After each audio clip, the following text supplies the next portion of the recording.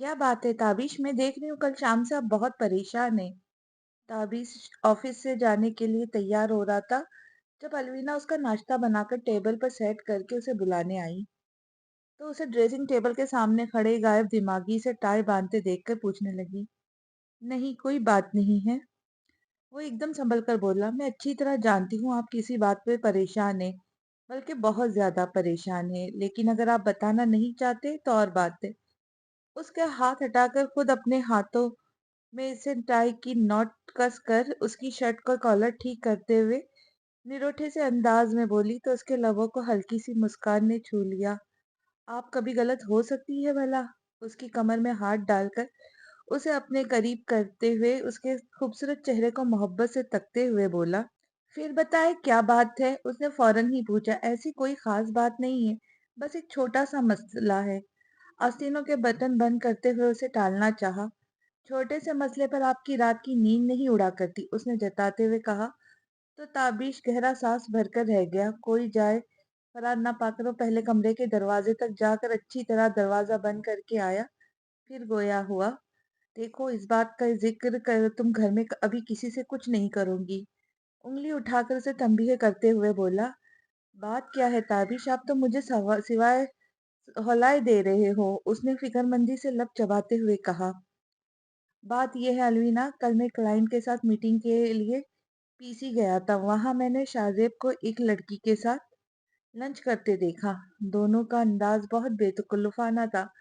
मैं पहले भी एक मर्तबा शाहजेब को उसी लड़की के साथ बैंक में देख चुका हूँ, उसने परेशानी से बताया। तो अलवीना फौरन बोली, तो इसमें क्या बड़ी बात है ताबिश, हो सकता है उसकी कोई कुलीग दोस्त या कजन हो। आजकल बहुत से लड़के लड़कियां आजादी से एक साथ घूम फिर लेते, और शाहजेब तो वैसे भी मुझे आजाद ख्याल ही लगता है। बात ये नहीं कि शाहजेब किस लड़की के साथ घूम रहा है, असल सवाल ये है कि उनके दरमियान रिश्ता क्या है, वो किस हैसियत से उसके साथ घूमता फिरता है। वो संजीदगी से बोला। उसकी बात का मतलब समझकर अलवीना दहल गई। कैसी बातें करे ताबिश, अल्लाह ना करे ऐसा वैसा कुछ हो। हमारी मरियम इतने सालों से शाहजेब के नाम पर बैठी हुई है, और सबसे बढ़कर खाला, खुदा ना खास्ता अगर कुछ गलत हो गया तो क्या होगा। उन्हें तो पहले मरियम की तरफ से धक्का लगा रहता है। वो अजहद फिक्रमंदी से बोल रही थी, मारे तफक्कुर के उसकी आंखों में आंसू आ गए। क्या कर रही हो अलवीना, हौसला रखो यार, इसलिए मैं तुम्हें बताना नहीं चाहता था, उसे अपने साथ लगाता हुआ बोला। अब क्या होगा ताबिश, आप क्या करेंगे अब।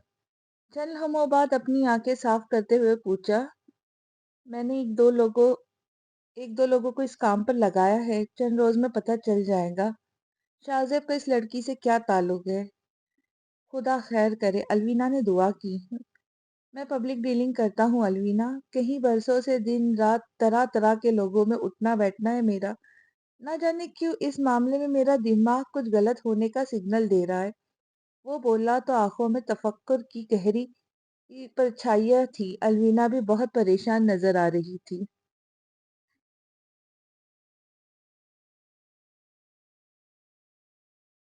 कैजुअल से ट्राउजर और टी शर्ट में मलबूस वो तौलिए से गीले बाल रगड़ता वॉशरूम से बाहर निकला तो उसे सामने देखकर एक पल के लिए साख्त रह गया, जबकि निगाहों में सताइश उतर आई।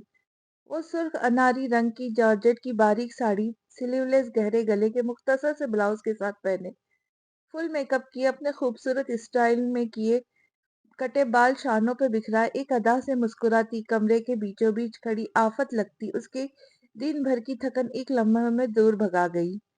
वो बेखुदी के आलम में उसकी तरफ खींचता हुआ चला गया। तुम कब आई, तौलिया बेड पर उछाल कर उसके बेहद पास आकर अपनी भारी खुमार आलूद आवाज में इस्तफसार किया। उसकी आवाज के बोझलपन और निगाहों से छलकते खुमार को महसूस करके वो गहरा मुस्कुराई। बस अभी कुछ देर पहले सोचा अपने शौहर को अपना दीदार करा दूं, लेकिन इसने उसका जवाब सुना भी नहीं और पूरी तरह उसके वजूद में गुम हो रहा था। इतने दिनों बाद हस्ब तवक्का नताज देखकर उसके लबों पे बेहद शातिराना मुस्कुराहट फैल गई। वो कुछ देर तक उसकी मनमानी बर्दाश्त करती रही, फिर जरा सा पीछे हटाते गला खनकार कर चेहरे पर मसनूई परेशानी तारी करते हुए बोली, सेमेस्टर की फीस जमा कराने की परसों आखिरी तारीख है। اس نے اپنے گھنے بالوں والا سر اس کی گردن سے اٹھا کر اس کی مخمور آنکھوں میں دیکھا اور ایک بھرپور شرارت سے کرتے ہوئے بولا، ڈونٹ وری، میں تمہیں ابھی چیک دے دیتا ہوں، اس میں پریشانی کی کیا بات ہے؟ تم پہلے بتا دیتی۔ اس کے سیاہ سلکی بالوں کی لٹ کو اس کے چہرے سے ہٹاتا نگاہیں اس کے دلکش نقوش پر بھٹک رہی تھی۔ اپنی مرضی کی بات سننے کے بعد وہ اسے دور ہٹاتی بیڈ پر جا کر ٹانگ پر ٹانگ چڑھا کر بیٹھ گئی اور مظلوم سے لہجے میں کہنے لگی، 2 دن سے تو تم بات کرنے کی کوشش کر رہی تھی لیکن تم میرا فون ہی نہیں اٹھا رہے تھے، دوسرے میں کوشش کر رہی تھی اس دفعہ خود ہی فیس کی پیسے ارینج کر لوں۔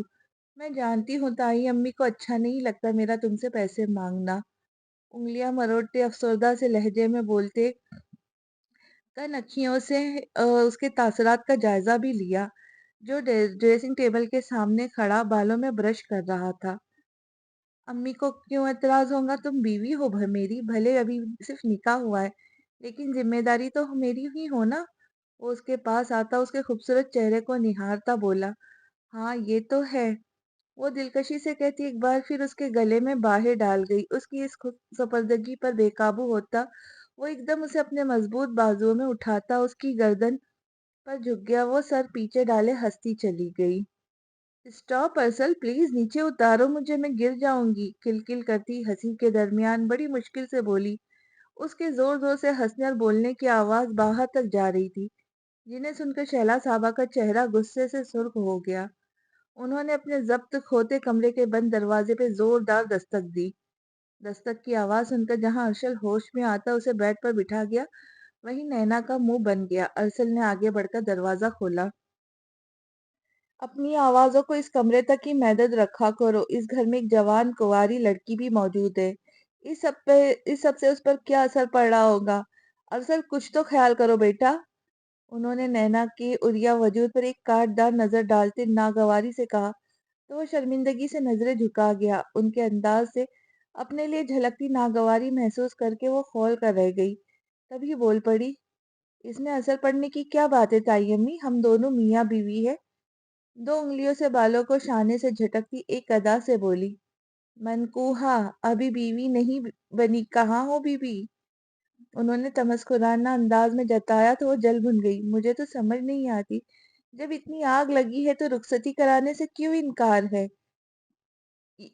انکاری ہے یہ لڑکی؟ وہ بڑبڑاتی باہر نکل گئی، لیکن ان کی یہ بڑبڑاہٹ وہ دونوں ہی سن چکے تھے۔ دیکھا دیکھا تم نے انہیں کس طرح باتیں سنا کر گئی ہے مجھے، اس نے غصے سے کہا، جبکہ آنکھوں میں بھی فوراً ہی آنسو بھر لائی تھی۔ امی ٹھیک کہہ رہی ہے، ہمیں ابیرہ کا خیال کرنا چاہیے، اس کی عمر کمر کے گرد اپنے مضبوط بازو کا حصار باندھتا، غلطی ہماری ہے،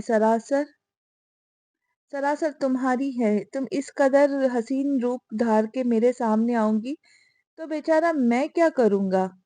اس کی مدہوش کن قربت میں بہکتا بھاری گمبھیر لہجے میں بولتا اس کے لبوں پر جھک گیا۔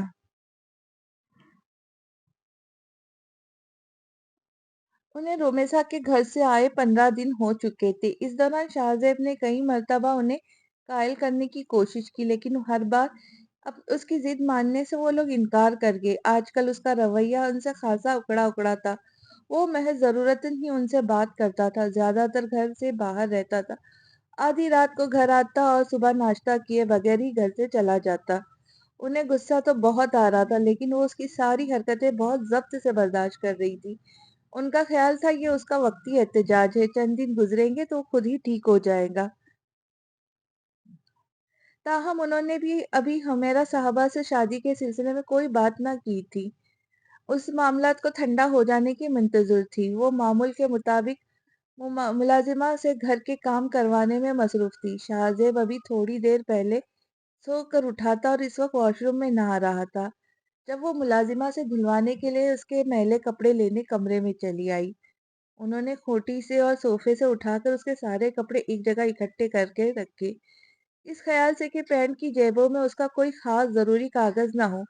وہ جیبیں کھنگالنے لگی، تبھی ایک پینٹ کی جیب سے 3 4 طے شدہ کاغذات نکلے۔ انہوں نے بے دھیانی میں وہ کاغذات کھول کر دیکھے اور گویا ان کے آگے حفظ اقلیم گھوم گئے۔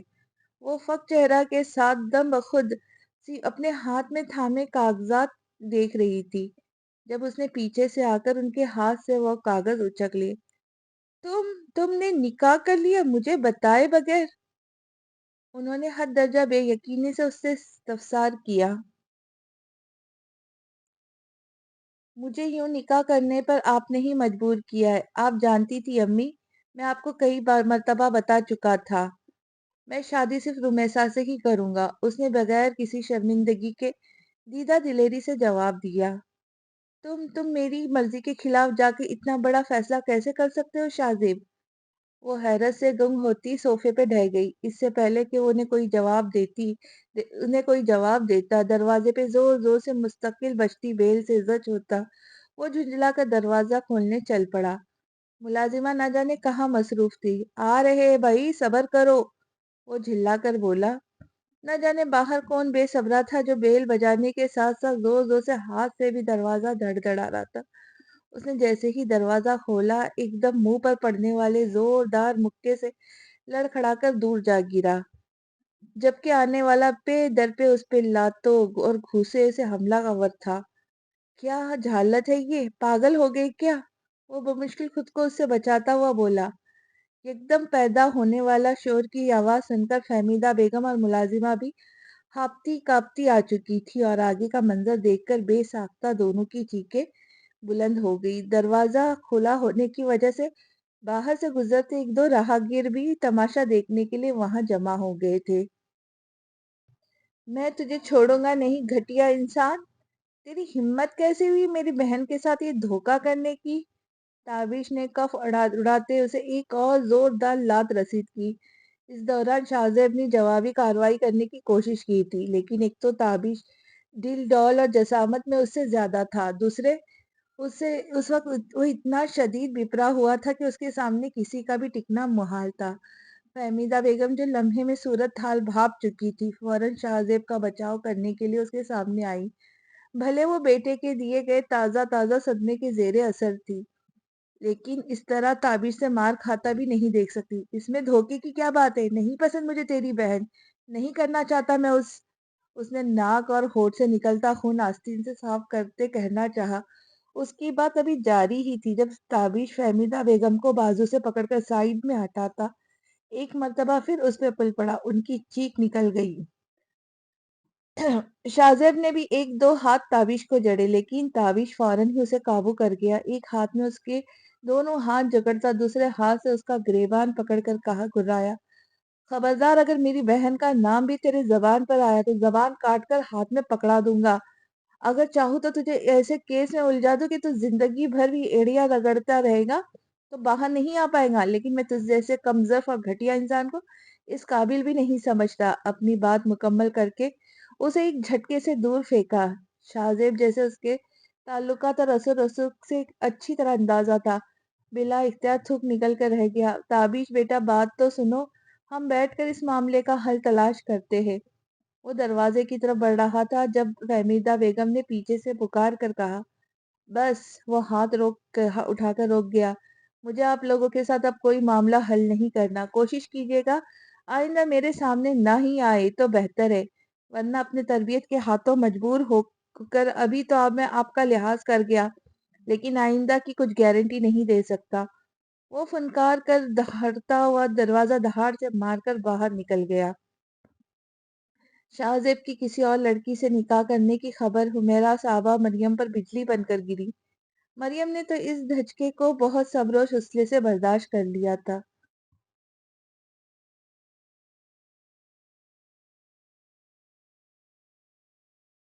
لیکن حمیرہ صاحبہ کی حالت بہت خراب تھی، وہ چند دنوں میں ہی بستر سے جا لگی تھی۔ ایسے میں مریم تو ان کی پٹی سے ہی لگ کر بیٹھ گئی تھی۔ الوینا بھی سارا سارا دن ان کا حوصلہ بڑھانے کی کوشش کرتی، تابش بھی دلجوئی کرتا، تسلی دیتا، امید دلاتا، لیکن خاموش خاموش نظریں جھکائے ہما وقت کسی نہ کسی کام میں مصروف مریم کو دیکھ کر ان کا کلیجہ منہ کو آتا۔ ٹھیک ہے، اس کی عمر ابھی کوئی اتنی زیادہ نہ ہوئی تھی، لیکن اس کی برسوں سے قائم شدہ منگنی ٹوٹی تھی۔ ہمارے معاشرے میں جس لڑکی کی منگنی اتنے سال قائم رہ کے ٹوٹ جائے، بنا حقیقت جانے لوگ اس پر کیسے کیسے الزام نہیں دھرتے، یہی سب سوچ سوچ کر انہیں दिन रात हो लुट्टे उनकी वग्र की हालत देखकर मरियम को अपना आप मुजरिम लगने लगा। वो नर्म नाजुक जज्बात व एहसासात रखने वाली एक हसास सी लड़की थी। बहुत ज्यादा दिल वाबस्तगी न होने के बावजूद भी शाहजेब की हरकत से उसके जज्बात को ठेस पहुंची थी। लेकिन वो अपने घर वालों, खासुसन हुमेरा साहबा की खातिर खुद को संभाले हुए थी। उसे अच्छी तरह अंदाजा था, उसके भाई और माँ की नजरें सारा वक्त उसका चेहरा खोजती रहती है। अगर वो पुरमलाल या जरा सी भी उदास नजर आती तो माँ तो बिल्कुल ही हिम्मत खो बैठेंगी। साथ ही किसी चट्टान की तरह डटा भाई भी शिकस्ता दिल हो जाएगा। सो वो इस मामले में दानिस्ता लापरवाह अंदाज अपनाए हुए थी। तो तकलीफें, मुश्किलात और आजमाइश हर इंसान की जिंदगी में आती है, लेकिन जो लोग अल्लाह पर तवक्कल रखते हैं वो हर आजमाइश में सब्र करते हैं। फिर चाहे मुश्किल कितनी ही बड़ी क्यों ना हो, साबिरीन हर हाल में अल्लाह की रजा पर राजी रहते हैं। उनका दिल मुतमईन रहता है, बेशक उनके रब का साथ उनके लिए काफी होता है। शाहजेब के किस्से और मरियम की मंगनी टूटने की खबर शैला साहब के घर तक भी जा पहुंची थी। शैला साहबा का पूरा घराना भी दुख की लहर इस घड़ी में उनके सबके शाना बशाना खड़ा था। शैला साहबा तो मरियम की देख देख कर कुड़ती रहती। आजकल घर में सारा दिन चलते फिरते उठते बैठते यही जिक्र होता। या तो शैला साहिबा पहरो सहेली की अबतर हालत देखकर चुपके चुपके आंसू बहाती रहती, या फिर शाहजेब को बुरा भला कहती रहती। वो नामुराद मरियम जैसी लड़की के काबिल ही नहीं था। हाँ, कैसी हीरे जैसी बच्ची, ना जाने नसीब में क्या लिखा। वो कब अफसोस मलती। अबीरा भी अपनी मरियम अप्पी के लिए बहुत रंजीदा थी। ऐसे में अरसल इन दोनों को दिलासा देता, आप फिक्र क्यों करती है अम्मी, अल्लाह जो करता है बेहतर ही करता है, यकीनन इसमें उसके लिए कोई बेहतरी ही होंगी। अकरचा शाहजेब अरसल का कोई खास भाया नहीं था, लेकिन फिर भी उसे मरियम की मंगनी टूटने का सुनकर खासा अफसोस हुआ था। दिन यासियत भरे थे, लेकिन गुजरते जा रहे थे। इसी तरह एक महीना गुजर गया।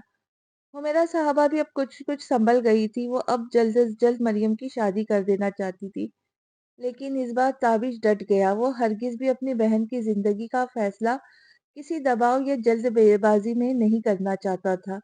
पहले मरियम मुंह से कुछ भी नहीं कहती थी, लेकिन उसकी बहन जिस ज़हनी अजियत से गुजर रही थी उसे बखूबी अदराक था। उसने सख्ती से हुमेरा साहबा को मना किया था जो 6-8 महीने तक घर में मरियम की मंगनी या शादी का जिक्र भी नहीं किया जाए। वो उसे इसकी जिंदगी में हुए इस नाखुशगवार वाक्य को भुला देने के लिए पूरा वक्त देना चाहता था। आज अरसल को देर से ऑफिस जाना था।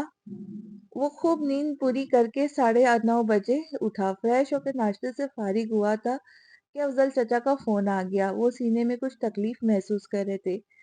चचा जान, आप तैयार हो जाओ, मैं 15-20 मिनट में पहुंचता हूँ, आपको हॉस्पिटल ले जाऊंगा। उसने डाइनिंग टेबल से उठते हुए कहा और अपनी जरूरी चीजें लेने के लिए अपने कमरे की जानिब बढ़ गया। और फिर पूरे 20 मिनट बाद जब वो उनके घर के करीब पहुंचा तो नजर सुर्ख लिबास में मौजूद मेन गेट से अंदर जाती नैना पर पड़ी। काफी दिनों से उससे मुलाकात भी नहीं हुई थी। पिछले दिनों एक मर्तबा वो चंद मिनट के लिए अरसल से मिलने घर आई थी, लेकिन मरियम वाली परेशानी की वजह से घर का माहौल हो- इतना सोगवार हो रहा था कि वो ढंग से उससे बात भी नहीं कर सका। अब इतने दिनों बाद उसे सामने देखा तो उसके लबों को पे आप ही आप मुस्कुराहट ने छू लिया। निगाहों के सामने बेइख्तियार उससे हुई आखिरी मुलाकात घूम गई, जिसमें उसने उस सुर्ख रंग की इंतहाई बोल्ड साड़ी जेबतन कर रखी थी। साथ ही उसका होशरुबा सरापा और जानलेवा अदाएं भी याद आई तो दिल उसकी कुर्बत के लिए मचल गया। दिल में बेशुमार नरम गरम जज्बात सर उठाने लगे। वो गाड़ी घर के सामने पार्क करता दरवाजे पर पहुंचा, जो हस्बे मामूल खुला हुआ था। जरा सा धक्का मारने से खुलता चला गया। वो खुले दरवाजे पर हल्की सी दस्तक देता मुस्कुराता हुआ दरवाजे के अंदर दाखिल हुआ। अंदर आकर अफजल चाचा के कमरे में झांक कर देखा।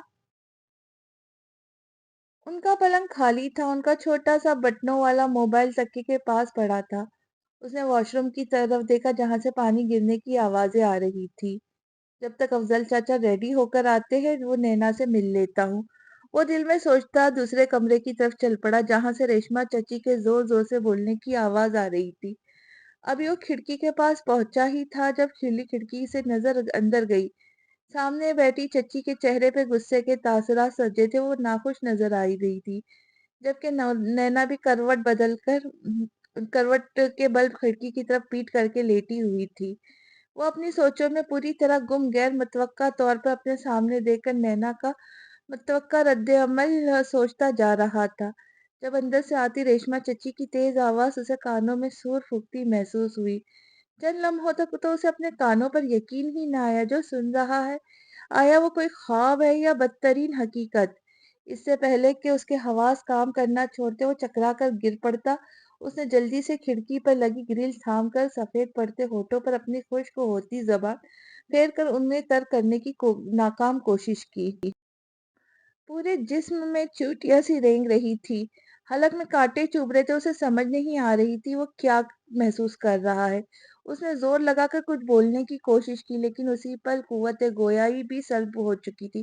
گویا اس کے ذہن بالکل بلینک ہو گیا تھا، اسے آس پاس سب کچھ اس طرح رکا ہوا محسوس ہو رہا تھا جیسے کوئی ہاتھ بڑھا کر ٹی وی پر چلتے ہوئے زندگی سے بھرپور منظر کو ریموٹ سے یکدم ساخت کر دے۔ اندر کمرے سے آتی چچی اور نینا کی کرہی آواز کی بازگشت بدستر اس کے کانوں پر ہتھوڑے کے مانند برس رہی تھی۔ تکلیف، دکھ، اذیت، اس وقت یہ سب الفاظ اس کے درد بیان کرنے کے لیے ناکافی تھے۔ اس وقت اسے سمجھ نہیں آ رہی تھی کیا کرے اور کیا نہ کرے، اپنے اعتماد کا خون ہو جانے پر ماتم منائے یا وقت پر اس راز کے افشا ہو جانے پر اللہ کا شکر ادا کرے۔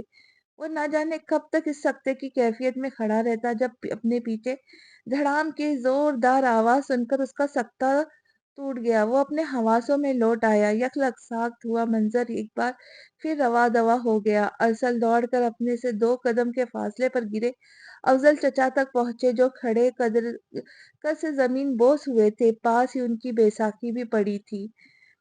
ان کا چہرہ اس طرح سفید ہو رہا تھا جیسے جسم کا خون کا آخری قطرہ تک نچوڑ لیا گیا ہو، وجود بالکل ساخت آنکھیں اوپر کو چڑھی ہوئی تھی۔ وہ نہ جانے کس طرح ان کے ٹھنڈے پڑتے بیمار لاغر کمزور معذور وجود کو اپنے مضبوط بازوؤں میں سے اٹھا کر خارجی دروازے کی طرف دوڑا۔ چند قدم کے فاصلہ طے کرنے میں کئی مرتبہ اس کے قدم لڑکھڑائے، کتنی ہی مرتبہ گرتے گرتے بچا۔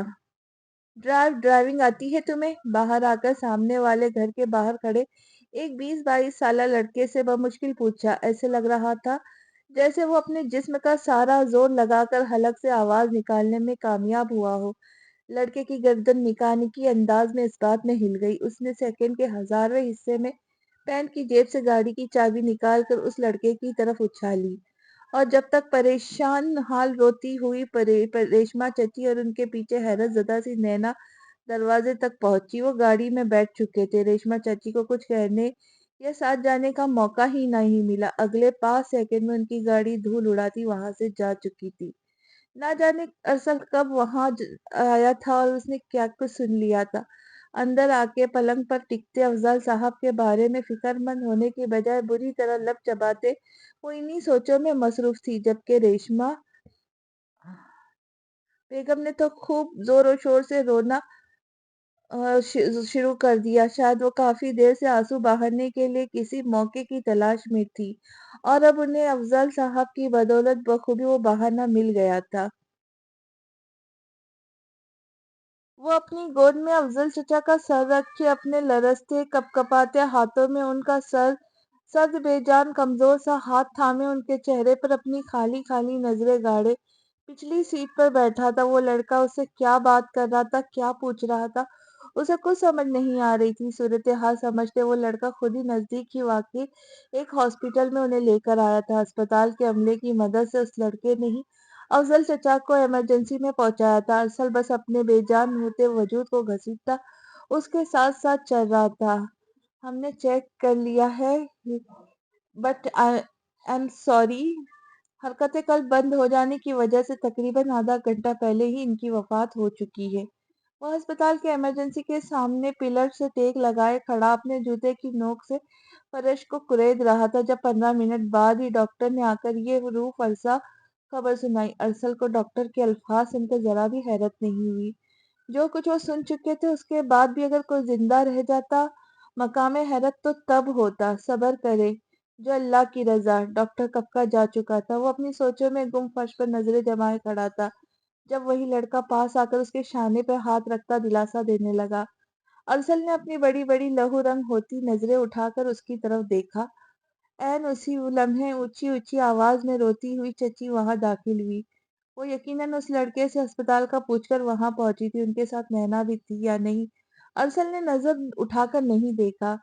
میں تدفین کا انتظام کرتا ہوں۔ ایک لمحہ بھی وہ مزید وہاں رکے بغیر وہ اس لڑکے سے کہتا جلدی سے باہر نکل گیا۔ وہ افضل چچا کی تدفین کے بعد قبرستان سے ہی جو منظر سے غائب ہوا تو دوسرے دن شام کو وقت دوبارہ گھر میں داخل ہوا۔ شیلا صاحبہ جو ابھی کچھ دیر پہلے ہی افضل صاحب کے طرف سے آ کر بیٹھی تھی، اس کی مخدوش ہوتی حالت دیکھ کر دل تھام کر رہ گئی۔ تھکا تھکا سا مردہ چہرہ، کھلا گریبان، شرٹ کے ٹوٹے بٹن، الجھے بکھرے بال، سرخ انگارہ ہوتی آنکھیں، چہرے سے ٹپکتی وحشت اور ویرانگی۔ وہ بالکل بھی ٹھیک نہیں لگ رہا تھا۔ چچا کے مرنے کا دکھ اپنی جگہ، لیکن اس کی حالت چیخ چیخ کر کچھ بہت غلط ہونے کا اعلان کر رہی تھی۔ ایسی حالت تو اس کی اقبال صاحب کے انتقال پہ بھی نہ ہوئی تھی۔ ارسل، کیا ہوا ہے تمہیں میرے بچے؟ وہ لپک کر اس کے پاس آئی اور اس کا چہرہ اپنے ہاتھوں میں تھام کر پوچھنے لگی۔ امی، اس نے ان کے ہاتھ کلائیوں سے تھام کر نظریں اٹھا کر انہیں دیکھا۔ شیلا صاحبہ اس کو وحشت سے سرخ پڑتی سیاہ آنکھوں پہ اس وقت ابھرتی نمی صاف دیکھ نظر آ رہی تھی۔ ہاں میرے بیٹے، انہوں نے اسے بولنے پہ اکسایا۔ وہ جلد از جلد اس کی بات سننا چاہتی تھی۔ اسے اس طرح ٹوٹا بکھرا دیکھ کر ان کی اپنی حالت خراب ہو رہی تھی۔ دل زور زور سے دھڑک رہا تھا۔ ارسل، ارسل میری جان۔ ابھی وہ کچھ کہنے کے لیے منہ کھولنے ہی لگا تھا جب نینا کی آواز اس کے کانوں میں پگھلے ہوئے شیشے کی مانند پڑی۔ اس کے چہرے کے عضلان یکلخت تن گئے، کن پٹی کی رگ زور زور سے پھڑکنے لگی۔ شیلا صاحبہ کی کلائیوں پر اس کے ہاتھوں کی گرفت سخت ہو گئی۔ وہ تیش سے جبڑے بھیجے چہرے پہ پتھریلے تاثرات لیے کھڑا تھا۔ نینا چلتے ہوئے اس کے بے حد پاس آئی۔ ارسل، تمہیں کچھ غلط فہمی، وہ اس کے بازو پر اپنا مومی ہاتھ رکھ کر کہنے لگی جب اس نے پوری قوت سے اسے خود سے دور ڈھکیلا۔ نینا اس حملے کے لیے قطعی تیار نہ تھی۔ وہ دور فرش پر جا گری۔ اس نے جلدی سے اپنے ہاتھ زمین پر رکھ کے اپنا چہرہ زخمی ہونے سے بچایا۔ ارسل کی اس حرکت پر بلا اختیار شیلا صاحبہ کی چیخ بلند ہوئی۔ آنکھیں حیرت سے پھٹ سی گئی۔ وہ بے یقینی سے لبوں پر ہاتھ رکھ کے اسے دیکھے گئی۔ ارسل، یہ کیا طریقہ ہے؟ وہ ہوش میں آتے ہی اسے سرزش کرتے بولی اور تیزی سے زمین پر گری نینا کی جانب بڑھی۔ ارسل ان کی بات کو انسنا کرتا ان سے بھی تیزی سے لمبے لمبے قدم اٹھاتا نینا کے سر پہ پہنچا۔ آج کے بعد نہ تو اپنی اس گندی زبان پہ میرا نام لینا، نہ ہی اپنے اس غلیظ پلیت وجود سے مجھے چھونے کی کوشش کرنا۔ مجھے گھن آ رہی ہے تمہارے وجود سے، تمہارے نام سے، یہاں تک کہ تمہارے خیال سے بھی۔ اس کے چہرے کے قریب اپنے چہرہ کر کے انگلی دکھاتا ہوا گرایا تو اس کے لہجے میں اژدہوں کی فنکار تھی۔ اس کی بوٹی کی طرح سرخ ہوتی آنکھوں سے نفرت کی ایسی لپٹیں نکل رہی تھی کہ نینا کو اپنا پورا وجود جھلستا محسوس ہوا۔ وہ بے ساختہ تھوک نگل کے رہ گئی۔ وہ کہہ کر وہاں ایک بھی لمحہ رکے بغیر اپنے کمرے میں جا کر بند ہو چکا تھا۔ پیچھے شیلا صاحبہ اسے پکارتی ہی رہ گئی۔ تم فکر نہ کرو بیٹا، میں ڈانٹوں گی اسے، آؤ تم آرام سے اوپر بیٹھو۔ اس کے جانے کے بعد شیلا صاحبہ پیار سے نینا کا ہاتھ تھام کر اسے اٹھاتے ہوئے بولی، آج جو سلوک ان کے بیٹے نے نینا کے ساتھ کیا تھا، اس پر ازحد شرمندگی محسوس کرتے ہوئے اس سے نظریں نہیں ملا پا رہی تھی۔ شرمندگی کے مارے وہ ارسل کے الفاظ پر زیادہ غور نہ کر سکی، ورنہ ضرور ٹھٹک جاتی۔ نینا نینا کوئی بھی بات کیے بغیر زور سے ان کا ہاتھ جھٹکتی ہوئی زمین سے اٹھی اور تیر کے تیزی سے باہر نکل گئی۔ شیلا صاحبہ اسے دیکھتی ہی رہ گئی۔ دماغ خراب ہو گیا ہے اس لڑکے کا۔ میاں بیوی میں لڑائی ہو ہی جاتے ہیں، لیکن بیوی سے اس طرح کا سلوک کون کرتا ہے؟ وہ غصے سے بڑبڑاتی ہوئی ارسل کے کمرے کی طرف بڑھ گئی۔ ان کو یہی لگ رہا تھا کہ دونوں کے درمیان کوئی عام سا لڑائی جھگڑا ہوا ہوگا، جس پر ان کا غصے کا تیز بیٹا اتنا سخت رد عمل دے رہا ہے۔ ارسل، دروازہ کھولو۔ وہ اور ابیرہ کل سے اب تک نہ جانے کتنی بار دروازہ پیٹ چکے تھے۔ دروازہ پیٹ پیٹ کر تھک گئے تھے، لیکن وہ کان لپیٹے پڑا تھا۔ کل شام کو نینا کے سامنے جو کمرے میں بند ہوا تھا تو اب اگلے دن کی رات ہو گئی تھی۔ 24 گھنٹے سے بھی زیادہ گزر گیا جانے کے باوجود وہ بھوکا پیاسا اندر بند تھا۔ اب تو شہلا صاحبہ کی حالت گیر ہونے لگی۔ نہ جانے وہ اندر کس حال میں تھا، ٹھیک بھی تھا یا نہیں۔ برے برے خیال انہیں ستانے لگے۔ ارسل نے پہلے کبھی ایسا نہ کیا تھا۔ انہیں شدت سے احساس ہوا کہ بات صرف بیوی کے ساتھ معمولی لڑائی جھگڑے کی نہیں بلکہ اصل بات کچھ اور ہے۔ تبھی اب وہ خود پر ضبط نہ رکھ سکی اور پھوٹ پھوٹ کر رو دی۔ ارسل میرے بچے، ماں صدقے تیرے، دروازہ کھول بچے، تجھے اللہ کا واسطہ، مجھے کچھ ہو جائے گا ارسل، میرا دل بند ہو جائے گا۔ بھائی خدا کے لیے بھائی دروازہ کھول دے۔ ساتھ ہی عبیرہ کا رونا بھی جاری تھا۔ ماں بہن کا رونا سن کر اندر دروازے کے ساتھ ٹیک لگا کر کل سے لے کر اب تک ایک ہی پوزیشن میں بیٹھے ارسل کے وجود میں جنبش ہوئی۔ پھوڑے کی طرح دکھتی آنکھیں آہستہ آہستہ کھولی۔ حواس نے کام کرنا شروع کیا تو اس نے اپنے سے جڑی بے حد چاہنے والی ہستیوں کا احساس ہوا جو اس کے اس طرح خود کو بند کر لینے سے بے حد پریشان تھی۔ اس کی فکر میں پل پل مر رہی تھی۔ وہ ایک جھٹکے سے اٹھتا دروازہ کھول گیا۔ امی، عبیرہ! وہ ایک دم پوری شدت سے ان دونوں کو خود میں بھیج گیا۔ وہیں اسے صحیح سلامت دیکھ کر شہلا صاحبہ اور عبیرہ کی جان میں جان آئی۔ بے شک اس کی حالت بہت مخدوش تھی۔ اس کا پورا وجود بخار میں جل رہا تھا۔ آنکھیں آنکھیں اس بری طرح سے سرخ تھی کہ لگتا تھا آنکھوں کی جگہ دو دہکتے ہوئے انگارے رکھے ہیں۔ پپڑی زدہ سوکھے ہوئے خشک ہونٹ ایک لمحے کے لیے تو اس کی حالت دیکھ کر دہل گئی، لیکن یہی شکر تھا کم از کم اس نے کمرے کا دروازہ کھولا، وہ باہر تو آیا۔ امیرہ جاؤ بیٹا، بھائی کے لیے کھانا اور دوائی لے کر آؤ۔ جب تینوں خوب آنسو بہا کر دل کا بوجھ ہلکا کر چکے تو شہلا صاحبہ نے دوپٹے کے پلوں سے آنکھیں صاف کرتے ہوئے عبیرہ سے کہا۔ وہ فوراً سر ہلاتی ہوئی چلی گئی۔ شہلا صاحبہ اسے لیے کمرے میں چلی آئی، اسے بیڈ پر بٹھا کر اس کے پاس بیٹھی تو فوراً ہی ان کی گود میں سر رکھ کر لیٹ گیا۔ وہ اس کے سر میں آہستہ آہستہ انگلیاں چلانے لگی۔ وہ بھی ماں کی آغوش میں سکون محسوس کرتا آنکھیں موند گیا۔ تبھی کچھ دیر میں عبیرہ ٹرے میں کھانا لیے چلی آئی۔ انہوں نے زبردستی اسے اپنے ہاتھوں سے 2 4 لقمے کھلائے۔ عبیرہ نے شہلا صاحبہ کو بھی زبردستی تھوڑا سا کھلایا جو اس کی فکر میں گھلتے دل خود بھی صبح سے بھوکی تھی۔ اب بتاؤ کیا بات ہے جو 3 دن سے تم نے اپنی یہ حالت بنا رکھی ہے؟ جب عبیرہ کھانے کے برتن سمیٹ کر وہاں سے چلی گئی تو اسے بخار کی دوا دینے کے بعد انہوں نے استفسار کیا۔ امی! اس نے ان کا ہاتھ تھام کر پردرد لہجے میں انہیں پکارا جبکہ آنکھوں کے کناروں سے آنسو کی ایک لکیر کی صورت بہہ کر کنپٹیوں میں جذب ہو گئے۔ شہلا صاحبہ تڑپ کر رہ گئی۔ ان کا دل کسی انہونی کی طرف اشارہ کر رہا تھا۔ وہ اچھی طرح جانتی تھی ارسل بہت مضبوط اعصاب کا مالک انسان ہے۔ نہ جانے ایسی کیا قیامت ٹوٹی تھی جو اس پر اس طرح بالکل ہی ڈہ گیا تھا۔ ارسل خدا کے لیے مجھے بتاؤ کیا بات ہے، کیوں میرے صبر کا امتحان لے رہے ہو بیٹا؟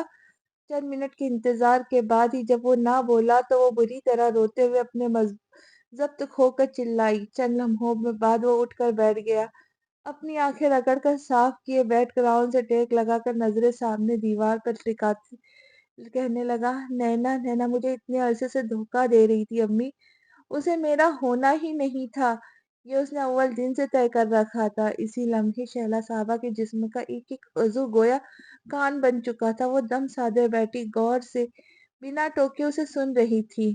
اس کے ذہن کے پردے پر اس صبح کا وہ بدنما منظر تازہ ہوا تھا تو چہرے پہ سختی چھا گئی جبکہ آنکھوں سے گہرے دکھ، کرب اور اذیت کے تاثرات نمایاں تھے۔ وہ جبڑے بھیچے بڑے صبر و حوصلے سے اپنے زخم ایک بار پھر کریدتا چلا گیا۔ یہ تو نے کیا کر دیا نینا؟ بغیر نکاح کے اس دلاور کے ساتھ رات ہی گزار لی؟ کہاں تو 2 سال تک اپنے شوہر کو خود کو بچاتی رہی، کہاں اس وڈیرے کے ساتھ حرام کاری کرائی؟ ریشما بیگم بہت غصے سے بول رہی تھی، ان کے چہرے پہ گہرے دکھ کے بادل چھائے تھے۔ صاف ظاہر تھا وہ بیٹی کے اس اقدام سے بہت رنجیدہ ہے۔ تو کسی موٹی آسامی کے لیے ہی تو اب تک شوہر نے خود کو بچا رہی تھی، اب سمجھو دلاور کے روپ میں مجھے میری منزل مل گئی تو سب کچھ نچھاور کر دیا اس پر۔ وہ نم بالوں میں انگلیاں چلاتے ازحد لاپرواہی سے بولی، ایسی بھی کیا کوٹیاں بنگلے تیرے نام کر دیا اس دلاور نے جو تیری منزل ہی ہو گیا وہ گہرے طنز سے بولی۔ آج ان کا چہرہ اجاڑ سا دکھتا تھا۔ کوٹیاں بنگلے بھی نام کر دے گا، ایک بار شادی تو ہو جانے دو، وہ مغرورانہ انداز سے اطمینان سے بولی۔ کوٹھیا اور ساتھ ہی ہاتھ بڑھا کر پاس پڑا پرس گھسیٹا، اس میں سے 5,000 کی نوٹوں کی ایک موٹی سی گڈی نکال کے ان کے آگے پھینکی۔ یہ دیکھو، یہ ابھی شروعات ہے، بس سمجھو اب اپنے دن بھی پھرنے والے۔ اماں، وہ آنکھوں میں چمک لیے پرسوچ لہجے میں بول رہی تھی۔ وہ بے یقینی سے اسے دیکھتے رہی۔ ان کی آنکھوں سے چھلکتی بے یقینی کو وہ نہ جانے کیا سمجھی، جب ہی مزید بولی، یقین نہیں آ رہا نا؟ ارے پوری طرح پاگل ہوا ہے وہ میرے پیچھے۔ خود سوچو، ایک رات گزارنے کے عوض 5 لاکھ دے سکتا ہے۔ جب اس کی بیوہ بن جاؤں گی تو کیا کچھ نہیں کرے گا میری خاطر؟ چہرے پہ معنی خیز مسکراہٹ لیے آنکھیں نچاتے ہوئے بولی تو ان کا سکتہ ٹوٹا۔ تیرا ستیاناش جائے نینا، اری تو بالکل ہی طوائف بن گئی۔ باپ دادا کی عزت نیلام کرتے تجھے بالکل حیا نہ آئی؟ وہ سینے پہ 2 ہتھڑ مار کر بری طرح چلائی۔ اس وقت وہ بالکل بھی اپنے آوازوں میں نہ لگتی تھی، جبکہ ان کی سخت بات سن کر نینا کا چہرہ غصے سے سرخ ہو گیا۔ ایک جھٹکے سے اٹھ کر بیٹھی اور ناگواری سے انہیں جھڑک کر بولی، دماغ تو ٹھیک ہے نا تمہارا؟ بالکل ہی سٹیا گئی ہو۔ جو فضول باتیں کیے جا رہی ہو، اس میں طوائف بننے کی کیا بات ہے؟ آج اشارہ کروں تو کل نکاح پڑھوانے آ جائے گا دلاور۔ وہ تو میں اسے نکاح کی وجہ سے ٹالے جا رہی ہوں۔ مجھے تو سمجھ نہیں آ رہی، سب کچھ پلان کے مطابق ہی تو ہو رہا ہے۔ اول دن سے یہ طے تھا، تم بھی تو یہی چاہتی تھی کہ کوئی اچھی موٹی آسامی ہاتھ آئے تو میں ارسل سے جان چھڑا لوں۔ پھر اب یہ واویلا کیوں کر رہی ہو؟ اور جب دن رات لڑکوں کے ساتھ پھرتی تھی، اس سے مہنگے مہنگے تحائف لیتی تھی، تب تو بڑی خوش ہوتی تھی تم۔ اور تم خود بھی تو گلی محلے کے دکانداروں کے پاس مجھے بھیج کر میٹھی میٹھی باتیں کر کے ٹکے ٹکے کی چیزیں منگواتی تھی، تب باپ دادا کی عزت کا نیلام نہیں ہوتی تھی؟ وہ بولنے پر آئی تو بولتی ہی چلی گئی۔ سچ تو یہ تھا، ماں کی کڑوی باتیں بری طرح چبھی تھی۔ جب ہی اس نے خوب ہی انہیں لتاڑا، اس نے آئینہ دکھا تو ان کے پاس کہنے کو کچھ نہ رہا۔ وہ چپ کی چپ بیٹھی ٹکر ٹکر اس کا چہرہ دیکھ رہی تھی۔ بس اب تو اس ارسل سے جلد از جلد پیچھا چھڑوانا ہے۔ اور ہاں، دلاور کو میرے نکاح کا نہیں پتا، اس کے گھر والے رشتہ مانگنے آئے تو تم بھی کوئی بات نہ کرنا اور اپنے لنگڑے شوہر کو بھی سمجھا دینا۔ انگلی اٹھا کے انہیں باور کروائے بیزار کے انداز میں مزید بولا، اب لائٹ بجھا کے باہر چلی جاؤ، کچھ گھنٹے سکون سے سونے دو مجھے۔ تکیے پر سر رکھ کر لیٹی۔ ایک تو میں پوری رات کی جاگی ہوئی، دوسرے جب سے آئی ہوں انہوں نے زچ کر کے سر میں درد کر دیا۔ زور سے بڑبڑاتے آنکھیں بند گئی، تبھی باہر سے دھڑام کی آواز آئی۔ کسی انہونی کا خیال سے ریشما بیگم کے ساتھ ساتھ وہ بھی دوڑ کر باہر صحن میں پہنچی۔ زمین پر گرے ابا اور ان کے پاس بیٹھے ارسل کو دیکھ کر ایک لمحے کے لیے اس کی آنکھوں کے سامنے اندھیرا چھا گئے۔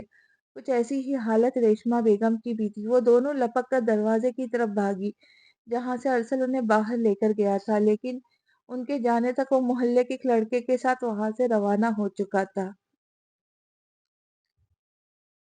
ارسل کی زبانی یہ لرزہ خیز انکشاف سن کر شہلا بیگم تو ششدر بیٹھی تھی۔ ان کی حالت اس وقت کاٹو تو جسم میں لہو نہیں کہ مزداق تھی۔ وہ بار بار اپنے لبوں کو زبان پھیر کر تر کر رہی تھی۔ ارسل کی ابتر اجڑی حالت دیکھ کر انہیں کھٹکا ہو رہا تھا کہ بات کچھ خاص ہے، لیکن بات اتنی بڑی ہوگی یہ تو ان کے وہم و گمان میں بھی نہ تھا۔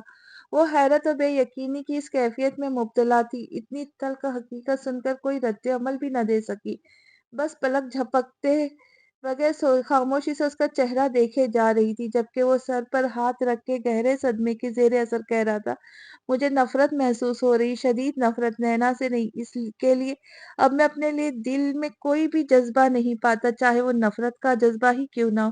مجھے خود سے نفرت محسوس ہو رہی ہے امی، حد سے زیادہ نفرت، اتنی نفرت کہ دل چاہتا ہے اپنے ہاتھوں سے اپنی جان لے لوں۔ کیسے میں اتنے سالوں تک اس لڑکی کے ہاتھوں بے وقوف بنتا رہا، کیسے نہ پہچان پایا اس کا اصلی گھناؤنا روپ۔ کتنا سمجھا تھا آپ نے مجھے، کتنا، لیکن میں اس کے ظاہری رنگ روپ کے چکا چوند سے اندھا ہو گیا تھا۔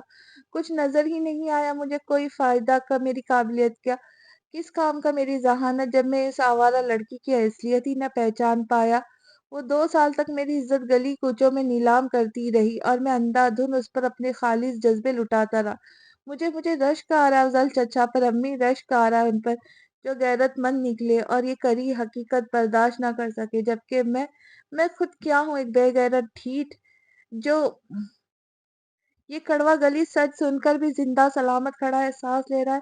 کیوں بند نہیں ہو جاتی یہ سانسیں؟ مر کیوں نہیں جاتا میں افضل چچا کی طرح؟ موت کیوں مہربان نہیں ہوتی مجھ پر؟ دھیمی ہوتے ہوتے اس کی آواز اب سرگوشی میں ڈھل گئی تھی۔ شیلا صاحبہ بمشکل ہی سن پا رہی تھی وہ کیا کہہ رہا ہے، لیکن اس کے لفظوں سے زیادہ اس کے چہرے پہ رقم تکلیف ان کا دل چیر رہی تھی۔ کیوں نظر نہیں آئی مجھے اس کی آنکھوں میں بے وفائی؟ کیوں میں اس کی بے باکی کے پیچھے چھپی آوارگی نہ دیکھ پایا؟ وہ اپنے بال دونوں مٹھیوں میں جکڑتا زور سے چلایا۔ شیلا صاحبہ نے اسی لمحے اس کی اذیت کی انتہا محسوس کرتے بے ساختہ اسے اپنے سینے میں بھینچ لیا۔ وہ اونچا لمبا پورا مرد ماں کی مہربان آغوشوں میں سمٹا، پھوٹ پھوٹ کر رو دیا۔ وہ اس بری طرح بکھرا کہ ان کے لیے اسے سنبھالنا مشکل ہو گیا۔ ارسل کے آنسو ان کا لباس بھگوتے جا رہے تھے۔ بیٹے کے غم پر ان کی اپنی حالت بہت خراب تھی۔ ماہرین نفسیات کے مطابق ایک عورت کا رونا ایک عام سی بات ہے، لیکن جب ایک مرد روتا ہے تو وہ عورت سے 10 گنا زیادہ ذہنی اذیت اور ٹوٹ پھوٹ کا شکار ہوتا ہے۔ یہی وجہ تھی کہ اس کی اذیت محسوس کر کے ان کی آنکھوں سے اشک لڑکیوں کی صورت میں روا تھے۔ لفظ بالکل کم تھے، سارے لفظ کہیں کھو گئے تھے۔ انہیں سمجھ نہ آیا تھا کن لفظوں میں اسے دلاسا دے، تسلی کے وہ لفظ کہاں سے لائے جو اس کے دل پر ایسی ٹھنڈی فوار بن کے برسے کہ اس کے جلتے بلتے دل کو قرار آئے جائے۔ بہت دیر تک سرگوشی کی اسی آواز میں خود کلامی کرتا آنسو بہاتا رہا۔ انہوں نے بھی اسے کھل کر اپنا غم مٹانے دیا، اس سے پہلے کہ اس کے اندر بھرا یہ درد ناصور بنتا۔ بہتر تھا کہ اس کے لاوے کی صورت میں بہہ جاتا۔ وہ نرمی سے اس کے بالوں میں انگلیاں پھیرتی رہی۔ تھوڑی دیر بعد انہیں ارسل کی بھاری ہوتی سانسوں سے اس کے نیند میں چلے جانے کا علم ہوا۔ وہ وہیں ان کی گود میں چہرہ چھپائے سو چکا تھا۔ وہ 2 راتوں کا جاگا ہوا تھا، اس کی نیند خراب نہ ہو اس خیال سے وہ ویسے ہی اپنی آغوش میں سمیٹے خود بھی بیک گراؤنڈ سے ٹیک لگا گئی۔ فضا میں مؤذن کی اس پرسوز آواز میں فجر کی آواز گونج رہی تھی۔ جب ارسل کی آنکھ کھلی وہ ہڑبڑا کر اٹھ بیٹھا، چہرہ موڑ کر دیکھا تو شیلا صاحبہ بھی جاگ رہی تھی۔ ان پر نظر پڑتی اسے رات کا سارا منظر یاد آ گیا۔ امی، آپ ساری رات بے آرام رہی؟ اپنے کمرے میں جا کر آرام سے سو جاتی۔ اس نے بالوں میں ہاتھ پھیرتے ہوئے ان سے کہا۔ میں آرام سے سو گئی تھی میری جان۔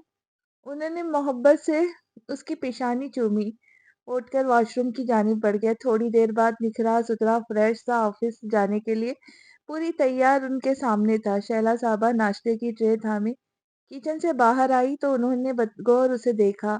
وہ اس وقت سیاہ رنگ کی پینٹ اور اسکائی بلو شرٹ پر کالی اسٹرائپس والی ٹائی میں ملبوس تھا۔ نہا دھو کر شیو بنانے اور رات کی نیند لینے سے کافی بہتر لگ رہا تھا۔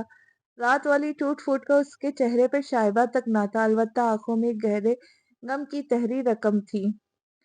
چہرے پر ایک جامد خاموشی چھائی تھی۔ وہ گہری سانس بھر کر رہ گئی۔ بے شک جس دھچکے سے وہ گزرا تھا اسے سنبھلنے کے لیے وقت درکار تھا۔ ارسل، ٹھیک سے ناشتہ کرو بیٹا، اسے ٹرے سے صرف چائے کا کپ اٹھاتے دیکھ کر بے ساختہ ٹوکتے ہوئے بولی۔ بس نکلتا ہوں امی، آفس کے لیے لیٹ ہو رہا ہے۔ وہ کلائی پر بندھی گھڑی پر نظر ڈال کر بولا اور اللہ حافظ کہتا گھر سے چلا گیا۔ نینا کی بے وفائی کا قصہ سن کر حمیرہ صاحبہ والے سبھی انگشت بدنگاہ ہو رہ گئے۔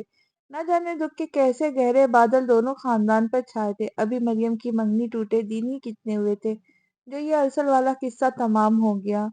ماں کی دلجوئی کرنے کے لیے آج کل الوینا تقریباً روز ہی حمیرہ صاحبہ یا کے بھی تابیش کے ساتھ میکے چلی جاتی تھی۔ آج کل مریم کے امتحانات چل رہے تھے۔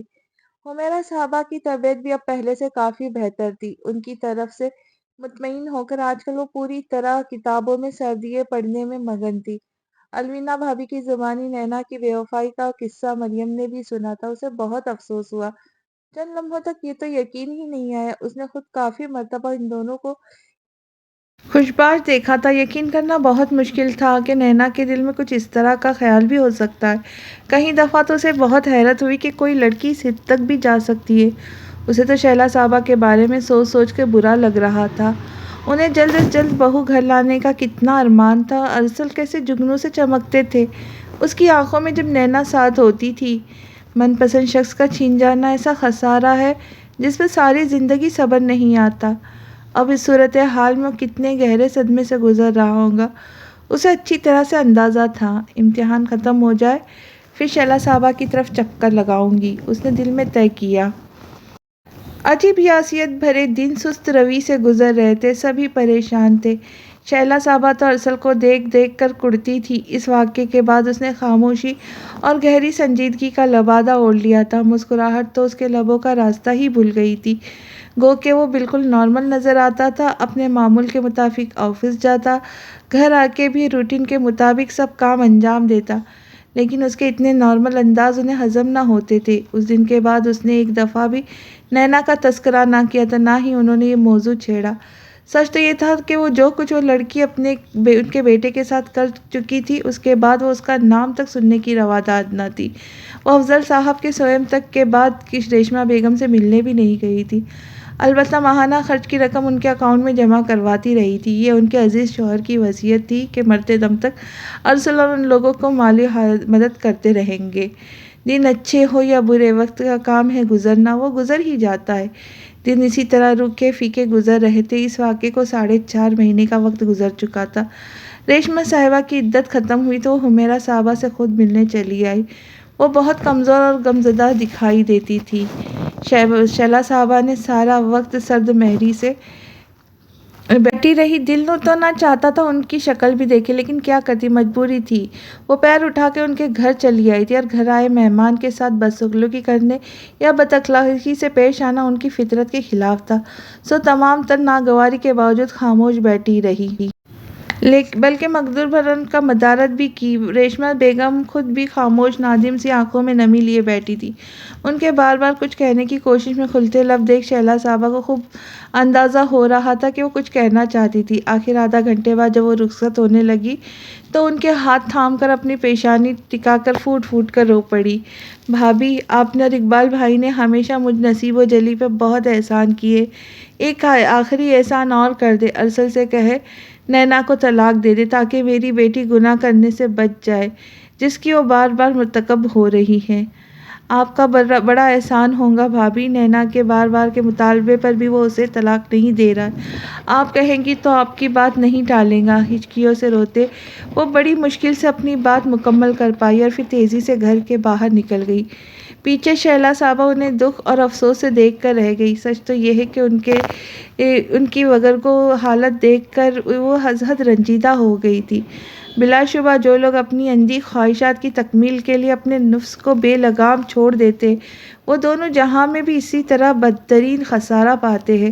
اللہ تعالیٰ نے قرآن مجید میں صاف صاف فرما دیا ہے، پاک عورتیں پاک مردوں کے لیے ہیں اور بدکار عورتیں بدکار مردوں کے لیے۔ تو پھر نینا ارسل کے ساتھ کس طرح ممکن تھا؟ بے شک اس پروردگار عالم سے بڑھ کر کوئی منصف نہیں۔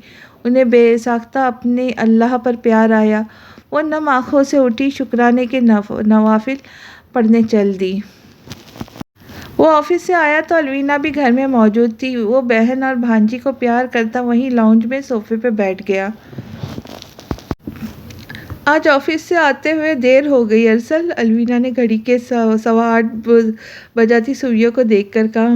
اس نے زرش کی گود میں بٹھاتے ہوئے مبہم سا ہنکار بھرا۔ آج ہی کیا، یہ تو روز ہی اسی ٹائم پہ آتا ہے، بلکہ اکثر تو 9 بھی بج جاتے ہیں، شیلا صاحبہ نے شکایتی لہجے میں کہا تو خاموش ہی رہا۔